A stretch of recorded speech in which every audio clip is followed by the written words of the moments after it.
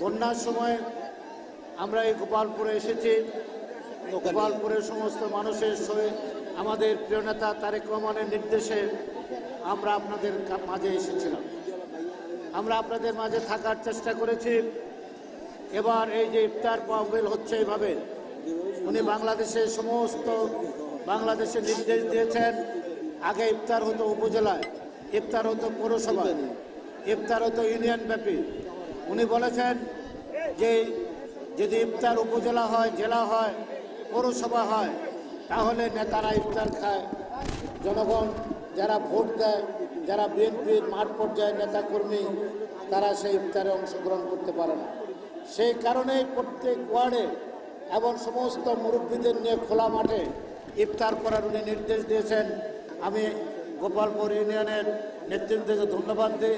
আজকে এই ওয়ার্ডে আপনারা খোলা মাঠে ইফতার করছেন, সমস্ত ভাইরা অংশগ্রহণ করেছেন। ইনশাল্লাহ আপনারা সবাই ইফতার পাবেন। এটা একটা ঐতিহাসিক সিদ্ধান্ত। আপনারা তারেক রহমান সাহেবের জন্য দোয়া করবেন, ওনার এই সিদ্ধান্তের জন্য। আজকে আমাদের প্রিয় নেত্রী বেগম খালেদা জিয়ার জন্য দোয়া করবেন। যে বেগম খালেদা জিয়া 9 বছর আন্দোলন সংগ্রাম করে হোসেন মোহাম্মদ এরশাদকে পতন ঘটিয়ে, আপনারা সেদিন, আমি একজন তরুণ, আমাকে নমিনেশন দিয়ে পাঠিয়েছিলেন। আমি আপনাদের এই স্কুলের মাঠে এসেছিলাম জনসভা করতে। সেদিন আপনারা আমাকে চিনতেন না, জানতেন না। আপনারা সেদিন ভোট দিয়েছেন ধানের শীষকে, আপনারা ভোট দিয়েছেন শহীদ প্রেসিডেন্ট জিয়া রহমানকে, আপনারা ভোট দিয়েছেন বেগম খালেদা জিয়াকে, ঠিক কিনা?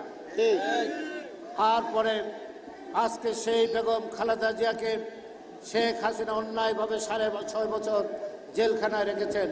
ওনাকে স্লো পয়জনিং করেছেন মেরে ফেলার জন্য। উনি সুস্থভাবে জেলখানায় গিয়েছেন, উনি সঠিকভাবে হাঁটতে পারেন না। এই যে শেখ হাসিনা একটা ফ্যাসিস্ট, 2 কোটি টাকার নাকি উনি 2 কোটি টাকা নাকি অবৈধভাবে বেগম খালেদা জিয়া লেনদেন করেছেন।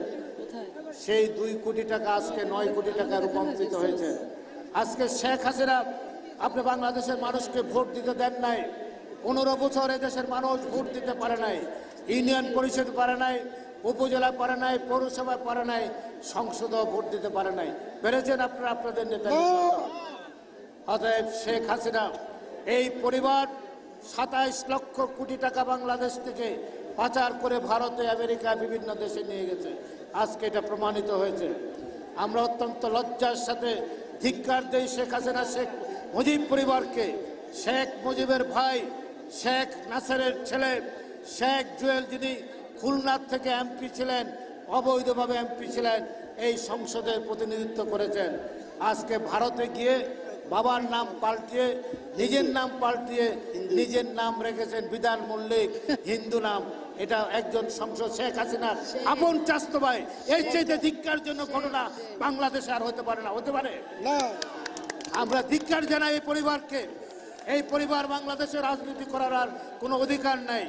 নিজের মুসলমানিত্ব নাম পাল্টিয়ে শেখ মুজিব, তোমার ভাই শেখ নাসেরের ছেলে শেখ জুয়েল, তার নাম শেখ জুয়েল বাদ দিয়ে বিধান মল্লিক রেখেছেন, পাসপোর্ট করেছেন, ভারতে বসবাস করছেন। আজকে তাই আমরা বলতে চাই, এই চোর পরিবারকে আর কেউ বাংলাদেশে আশ্রয় দেবে না। এই চোর আওয়ামী লীগদের বাংলাদেশে আর কেউ আশ্রয় দেবে না। আমরা বলতে চাই, আজকে কিছু লোক হয়তো অন্য কথাবার্তা বলছেন। নির্বাচন হবে, প্রথম সংসদ নির্বাচন, কোন স্থানীয় সরকার নির্বাচন বিএনপি মেনে নেবে না। তারেক রহমান বলেছেন আমরা আগে সংসদ নির্বাচন চাই। আপনারা চান কিনা?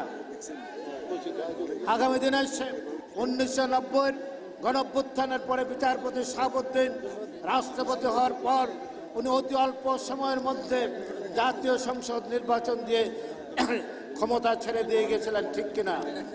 আজকে কিছু উপদেষ্টা, কিছু নেতা, কিছু অন্যান্য দল বলছেন সংস্কার করতে হবে।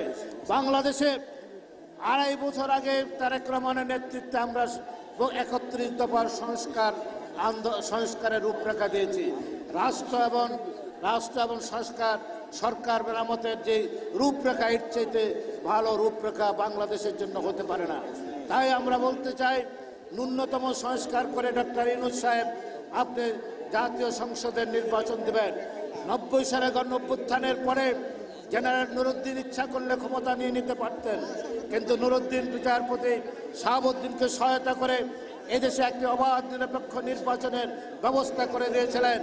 5ই আগস্টের পরে ইচ্ছা করলে ওয়াকার সাহেব ক্ষমতা নিতে পারতেন, কিন্তু শেখ হাসিনার নির্দেশে পুলিশ, র্যাব, বিডিআর মানুষ হত্যা করেছেন। জেনারেল ওয়াকার নির্দেশ দেয়নি একটি মানুষকে গুলি করার জন্য। সেনাবাহিনী সেদিন শেখ হাসিনাকে হেলিকপ্টারে উঠে ভারতে পাচার করে দিয়েছেন, বাংলাদেশকে রক্ষা করেছেন সেনাবাহিনী, ঠিক কিনা? আমরা আজকে বলতে চাই, এই ডক্টর ইউনূস সাহেব, আপনি সেনাবাহিনী আপনাকে সহায়তা করবে, সেনাবাহিনীও চাচ্ছে ওয়াকার সাহেবের দেশে একটি অবাধ নিরপেক্ষ নির্বাচন হোক। যারা এদেশকে অহেতুকভাবে বিশৃঙ্খলা সৃষ্টি করতে চায়, বাংলাদেশে ধর্মান্ধ জঙ্গিবাদ সৃষ্টি করতে যারা চান, বাংলাদেশকে যারা আফগানিস্তান বানাতে চান, বাংলাদেশকে যারা পাকিস্তান বানাতে চান, বাংলাদেশকে যারা ইরাক সিরিয়া বানাতে চান, তাদের বিরুদ্ধে দেশের জনগণ রুখে দাঁড়াবে। আমাদের দেশ মধ্যপন্থী, আমরা ইসলাম প্রিয় ধর্ম, আমরা ধর্মান্ধ নই, আমরা ধর্ম কর্ম করি, আমরা এই দেশের মানুষ ধর্ম বিশ্বাস করে। শহীদ প্রেসিডেন্ট জিয়া রহমান যেমনিভাবে সংবিধানে বিসমিল্লাহির রহমানির রহিম, মহান আল্লাহর প্রতি অবিচল আস্থা, বিশ্বাস, ন্যায় বিচার ভিত্তিক সমাজ ব্যবস্থা, বাংলাদেশি জাতীয়তাবাদ সংযোজন করেছেন, সারা পৃথিবীর মুসলমান দেশের সাথে যে ঐক্য সৃষ্টি করেছেন, এই দেশের মানুষ আমরা কোনো জঙ্গিবাদে বিশ্বাস করি না। এই দেশে কোনো তরবারের মাধ্যমে, যুদ্ধের মাধ্যমে ইসলাম আসে নাই। এই দেশে ইসলাম এসেছে সুফিবাদের মাধ্যমে, সুফিজমের মাধ্যমে, আল্লাহর ওলিদের মাধ্যমে এই দেশে ইসলাম ধর্ম এসেছে। তাহলে 800 বছর মুসলমানরা এদের শাসন করেছে উপমহাদেশ, তাহলে কোনো অন্য ধর্মের মানুষ থাকতো না। এই বাদশাহ নবাবদের মাধ্যমে কোনো মুসলমান হয় নাই, হয়েছেন খাজা নাজিমুদ্দিন আউলিয়ার মাধ্যমে, হয়েছেন খাজা মাইনুদ্দিন চিশতির মাধ্যমে, হয়েছেন আপনার শাহজালালের মাধ্যমে। এই সমস্ত আত্মশুদ্ধ মানবদের মাধ্যমে লক্ষ লক্ষ কোটি কোটি মানুষ ইসলাম ধর্ম গ্রহণ করেছেন, ইসলাম হয়েছেন। অতএব যারা জঙ্গিবাদের মাধ্যমে, যারা অন্য মাধ্যমে এদেশে রাষ্ট্র ক্ষমতা দখল করতে চান, ইসলাম কায়েম করতে চান, সেই ইসলামের সাথে বাংলাদেশের মানুষের কোনো সম্পর্ক নেই। তাই আমরা বলতে চাই, আপনারা অতি দ্রুত বাংলাদেশে নির্বাচন দেবেন। এই নির্বাচনের মধ্যে দিয়ে বাংলাদেশের মানুষ যাকে খুশি তাকে ভোট দিয়ে নির্বাচিত করবে। আমাদের প্রিয় নেতা তারেক রহমান গতকালও বলেছেন, 250 সিটে যদি 280 সিটে যদি ধানের শীষ পায়, তারপরও আমরা এককভাবে সরকার গঠন করব না। আমরা বাংলাদেশের হাসিনা বিরোধী সকল রাজনৈতিক দল যারা মাঠে ময়দানে ছিল, ছোট বড় সকল রাজনৈতিক দলকে নিয়ে আমরা এই দেশে সরকার গঠন করব, এমন একটি জাতীয় সরকার গঠন করব। যে সমস্ত লুণ্ঠন হয়েছে, দেশ ক্ষতিগ্রস্ত হয়েছে, এটা একা বিএনপির পক্ষে সম্ভব নয় মেরামত করা।